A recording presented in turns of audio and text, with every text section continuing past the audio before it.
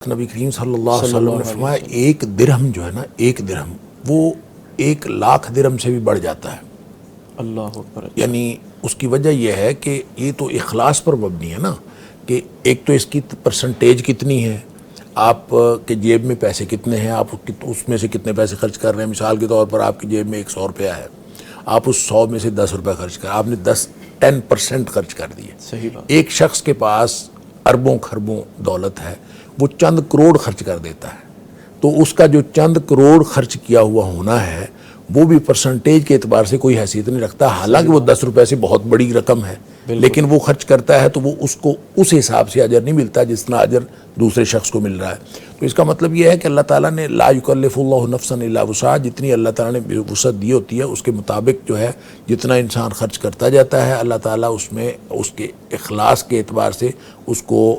اجر بھی عطا فرماتا ہے۔ جیسے نبی پاک صلی اللہ علیہ وسلم جب جیش العسرہ کے موقع پر آپ نے اعلان فرمایا تو سب لوگوں نے اپنا اپنا مال دیا، اور بڑے بڑے معروف واقعات عثمان غنی رضی اللہ تعالیٰ عنہ، حضرت ابوبکر صدیق رضی اللہ تعالیٰ عنہ، عمر فاروق رضی اللہ تعالیٰ عنہ کے واقعات موجود ہیں۔ لیکن اس میں ایک شخص ایسا تھا جس نے ساری رات جو ہے وہ مزدوری کی،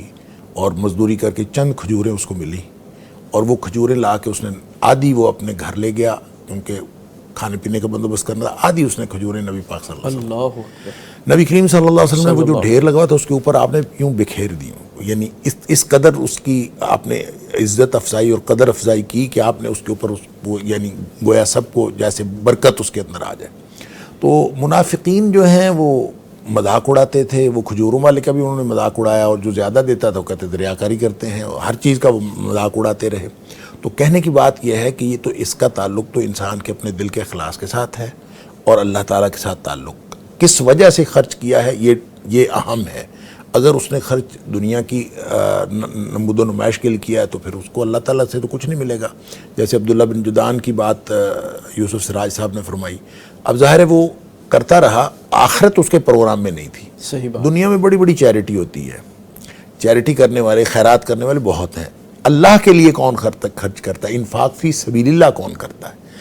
یہ ہے اصل میں جن کا آخرت کے اوپر ایمان ہوتا ہے، وہ پھر اللہ کے لیے خرچ کرتے ہیں، ان کو آخرت میں اجر لینے کی فکر ہوتی ہے۔ لہٰذا اب دیکھیں اتنی سی بات جو نبی پاک صلی اللہ علیہ وسلم نے فرمائی کہ اس نے ایک دن بھی نہیں کہا کہ رب اغفر لی خطیئتی یوم القیامہ، اللہ قیامت والے دن میرے گناہ معاف کر دینا، اس نے یہ نہیں کہا۔ اس کا کیا مطلب ہے؟ اس کا مطلب ہے اگر وہ کہہ دیتا تو پھر اللہ تعالیٰ اس کو معاف کر دیتا۔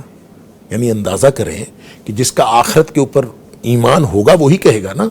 تو جس کا آخرت پر ایمان ہی نہیں ہے وہ جتنا مرضی خرچ کرتا رہے۔ لہٰذا ایشو یہ نہیں ہے کہ کتنا خرچ کیا ہے، گنتی ہے، لیکن اصل میں تول سے فیصلہ ہونا ہے کامیابی کا، اور وہ جو کوالٹی چیک ہونی ہے وہی ہے اصل چیز، اور وہ کوالٹی ایک کھجور کی بھی ہو سکتی ہے، جس کے بارے میں نبی پاک صلی اللہ علیہ وسلم نے فرمایا کہ بعض اوقات انسان ایک کھجور جو ہے وہ اللہ کے راستے میں صدقہ کرتا ہے، لیکن وہ اس اخلاص کے ساتھ دیتا ہے کہ اللہ تعالیٰ اس کو یوں پالتا ہے جیسے کوئی شخص اپنے بچڑے کو پالتا ہے، اور پھر وہ پہاڑ بن جاتا ہے، اور وہ قیامت کو اللہ تعالیٰ کے پاس جائے گا تو وہ دیکھے گا کہ پہاڑ بنا پڑا ہے، اور اس کو حیرت ہوگی کہ میں یہ پہاڑ میرے کھاتے میں، میرے نامہ اعمال میں یہ کیسے آ گیا۔ صحیح بات۔ لہٰذا یہ تھوڑے بہت کی